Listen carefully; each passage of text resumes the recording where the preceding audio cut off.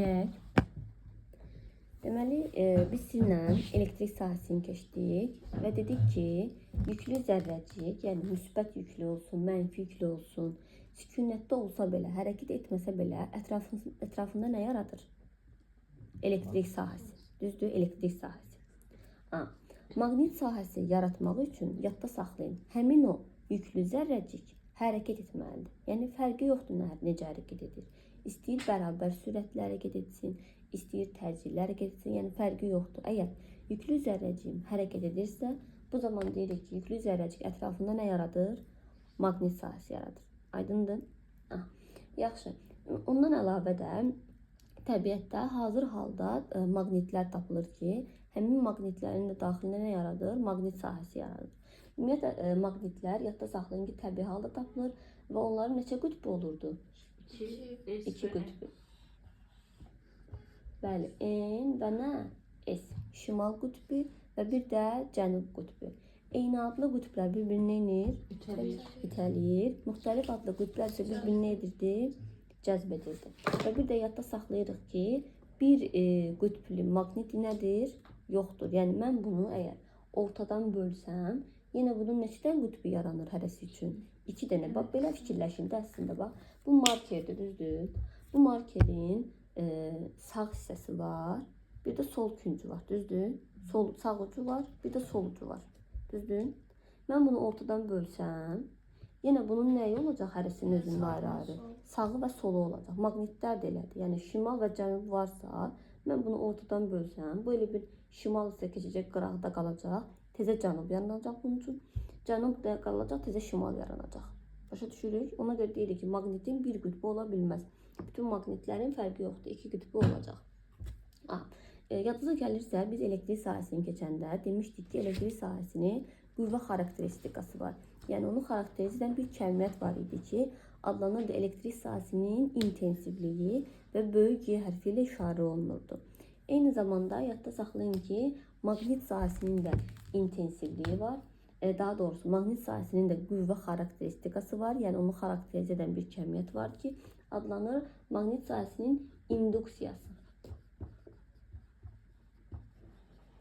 Və B hərfi ilə işarə olunur.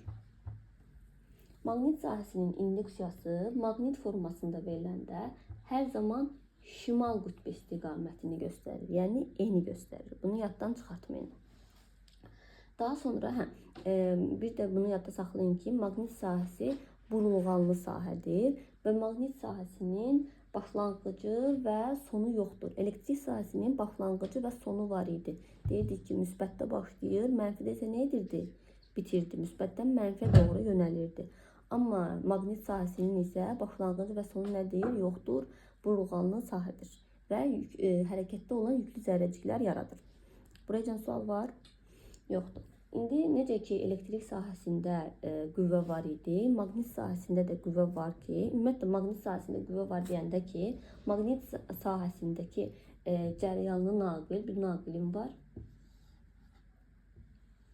Bu naqil cəryanlı naqildir və bu naqilə, daha sonra maqnit sahəsinə gətirilmiş cəryanlı naqilə müəyyən bir qüvvə ilə təsir edir həmin maqnit sahəsi. Bu qüvvə adlanır amper qüvvəsi.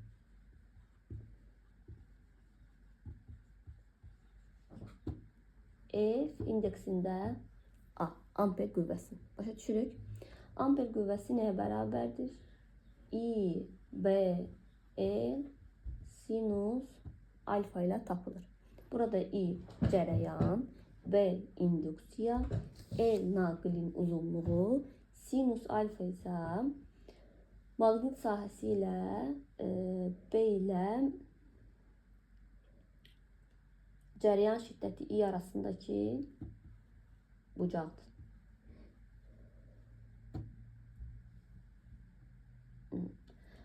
İndi, yəni ki, naqilin əslində belə deyim də, cəryan şiddətləri necə yerləşməsindən asılıdır. Biz bilirik ki, indi əgər F amper I, B, L sinus alfa gəlirsə, mən bilirəm ki, sinus açan 0 olur. Sıfırda, bir də 180'da, düzdür? Sıfırda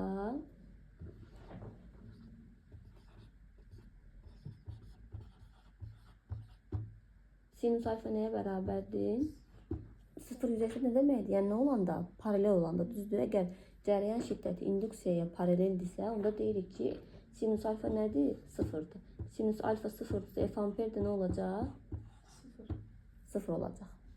Və sinüs açanın maksimal qiymətini aldırdı, yəni 1, 90'da. 90'da. Deməli, perpendikulyar olanda, yəni 90 dərəcə olanda F amper nəyə bərabər olacaq? 1'ə yox. Sinüs 1 olduğundan J yox, ona J demə. I, B, L. Düzdür? Digərlərdə, yəni dərəcəni verəcəksə, 30'dumu, 60'dumu, indi nədirsə, dərəcəni verəcək, o da qiyməti gətirib yerinə qoyacaqsınız. Yaxşı, bu elə bir ki, düsturlar və nəzəri hissədir. Əslində, amper qüvvəsində bayaq danışdığımızın əsas istifadə olunur sol əl qaydasından və sağ burğu qaydasından. Maqnit induksiyası, yəni B, sağ burğu ilə tapılır. Ben buralara noktalar koyulmadı. Zəhra koymuşdu ve bir şeyler. Deyəcəm. Amper isə sol əl qaydası ilə tapılır.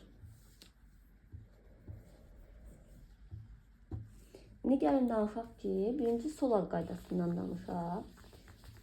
Sol əl qaydası deyəndə ki, sağ burğunu da elə birlikdə izah edəcəm. Əzbərləməyimiz lazım olan şeylər var ki, bunları mütləq şəkildə əzbərləməlisiniz. Birinci, yadda saxlayırsınız ki, cərəyan istiqamətini, ox formasında verə bilər. Əgər cərəyanı ox formasında verirsə, cərəyanın yayıldığı istiqamətə baxıram və o istiqamətdə sağda x-lar qalır, bura x-lar qoyacağım. O vaxt keçmişik. Xatadan öndə ki, mən keçmişəm. Solda isə nöqtələr qoyulur. Bir daha təkrarlayıram. Cərəyanın yayıldığı istiqamətə baxırıq.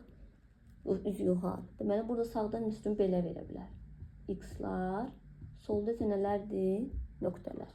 Üstün aşağı olanda burada nə olacaq? Sağ deyil. X-lar. Burada olacaq nə? Nöqtələr. Aha. İndi. Sənə indi baxır harda verir də. Tutaq ki, deyir ki, bir nöqtəsi üçün. Bir nöqtəsində görürəm ki, hardadır? Nöqtələr olan yerdədir.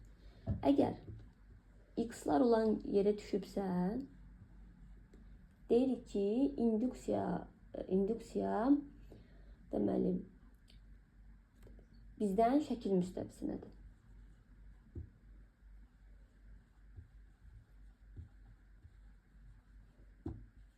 Yox, nöqtədirsə şəkildən bilə.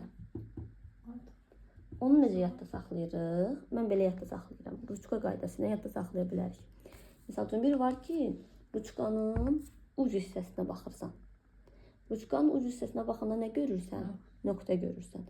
Yəni, şəkil bilsin nə demək? Yəni, divarda, yəni, şəkil müstəvisindən nəyə? Bizə. Yəni, ruçka mənə yönəlibsə, biz orada məndə elə fikirləşir. Mənə doğrudursa, yəni bax bizədirsə, bu nədir? Nöqtə görürəm mən. Yox, əgər mənə görmürəmsə, şəkilə, yəni divara tərəfdirsə, onda nə görürəm? Elə bil buranda x kimi fikirləşində, o biri də yəni x görürəm. Başa düşdük? Yəni mənədirsə, bizədirsə, nöqtədir. Yox, əgər divaradırsa olacaq nə? X. O qayna nə saxlaya bilərsiniz? Ruçka kimi. Hə, başa düşdün? Nə? O vaxt keçmişəmsə, bəli, 9-cu sinifdə oxuyanda bunu keçmişdik sizdən. Bu belə, bu bir qaydadır. Yəni bunu sizə belə istəyə bilər. Bu birdir. Yəni i-ni sizə nədir onun adı? Xətlə verib b-ni istəyə bilir. İndi bir də var ki, bu sağ burğu qaydasıdır, mən izah elədim. Bir də var ki, tərsinə sənə i-ni verir, daha sonra b-ni verir, səndən i-ni istəyir. Orada necə olacaq? B-ni belə verə bilər və yaxud da i-ni verir, yenə B-ni istəyir. Bu dəfə bunu interesli siləndən sonra yazmır.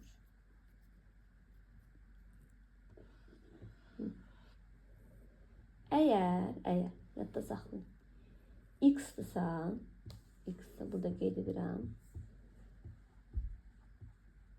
saat əqrəb istiqamətdir.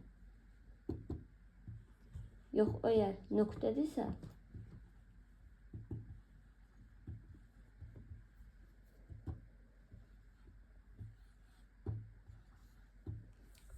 Bu nədir? Bu da ikinci qaydamızdır. Elə bil x-i nöqtə ilə verir. B-ni oxlarla. Yəni birinci qayda i-ni oxla verir. B-nin x və yaxud da nöqtə olduğunu tapırsan.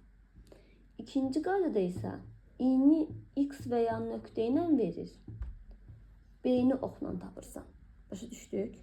Yəni testin şeyinə uyğun, şərtinə uyğun sən baxacaqsan ki, nəyi tətbiq eləməlisən.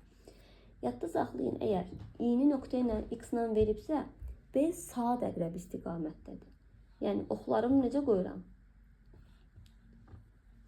Saat əqrəb istiqamətdə. Başa düşürük ətrafına. Yox, əgər nöqtədirsə, saat əqrəbin nə ilə? Əksinə.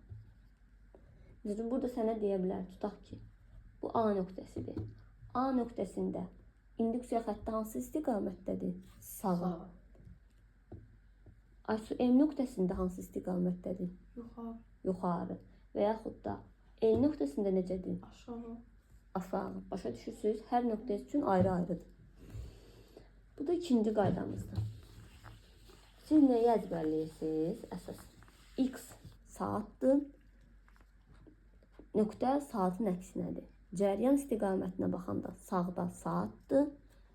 Solda nöqtədir. X nə idi X? Bizdən hara? Şəkilə, nöqtə isə şəkildən nəyə? Bizə. Yəni bunları mütləq əzbərlənməlisən, başqa cür yolu yoxdur. İndi bu sağ vurğu qaydası idi. Bir də var sol əl qaydası. Sol əl qaydası nədir? Sol əl qaydasında isə artıq amper qüvvəsini tapırıq. Yəni burada artıq biz həqiqətən də sol əl adından da görünür ki, sol əlimizdən istifadə etməliyik. Sol əlimizi necə tutmalıyıq? Sol əlin bir tutulma qaydası var. Beləmi tuturam, necə tutmalıyam? Bir də yuxarı mı, aşağı mı bu istiqamətdə. Onları harada təyin edilir? Yadda saxlayın. Əlin istiqaməti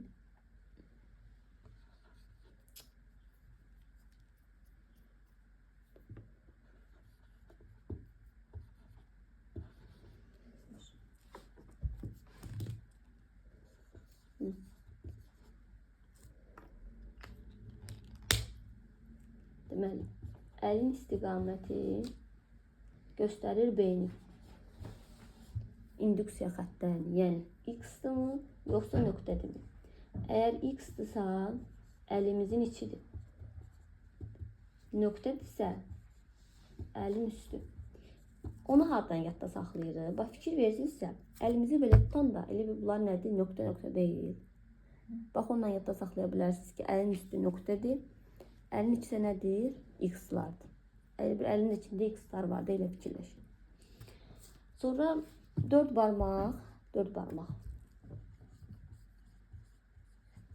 cərəyanı göstərir, i-ni.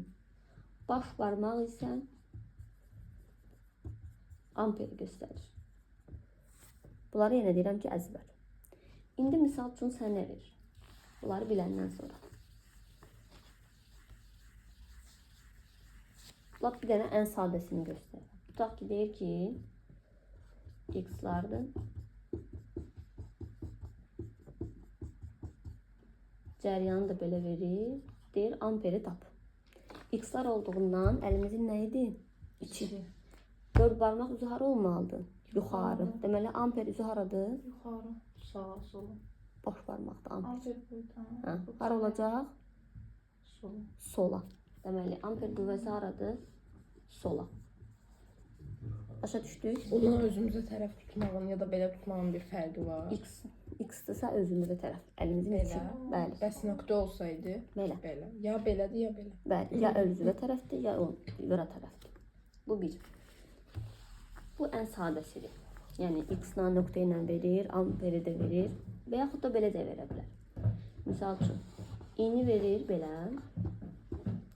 Deyir, 2 nöqtəsində induksiyanı tap. Hələ bilmirəm. Mən əlimi necə tutum, hardan bilim? Birinci onu tapmalıyam. Bəlkə belədir, tutaq ki, iyi belədir. Bəlkə belədir, yoxsa belədir, hardan bilim? Əlimin içidir, yoxsa əlimin üstüdür. Hardan bilirsik x-da? Bilmirik. Hardan bilirik? Bayaq dedik ki, cəryan istiqamətində baxanda sağda nələrdir? Deməli, harada olacaq? Onlar nədir? X-lar. Bəli, bunu da özümüz tapırıq. Başa düşdük dediyim kimi, yəni Bayaq ən sadəsi idi, özü vermişdi. Verməyə də bilər. Sən Bizə tapmalısan. indi burada necə verir ki, sualı? Deyirəm də, bax bunu yoxdur, bu yox idi. Bax bu yox idi. Bunu verir, deyir 2 nöqtəsində amper qüvvəsini tap. Aşağıda x əliyiz, üstə nöqtə. X-ları özümüz deyirik. Deməli əlin nə idi? İçidir. İçi. Əlin içidir Əgər belə. x yuxarıda olsaydı, onda ən çox olsaydı. Nöqtə yuxarıda olsaydı. Aşağı. Yox, x. X yuxarıda ola bilməz axı.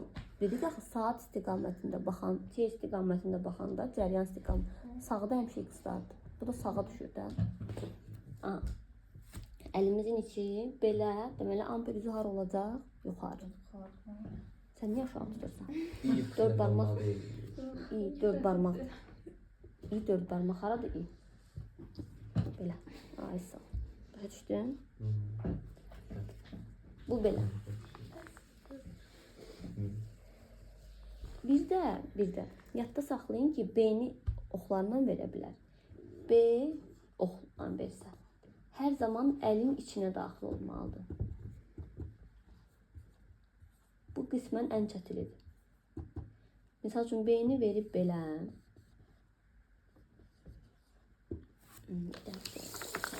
Başına deyiləm, necəm geriyə baxım. Testlərdən biri var.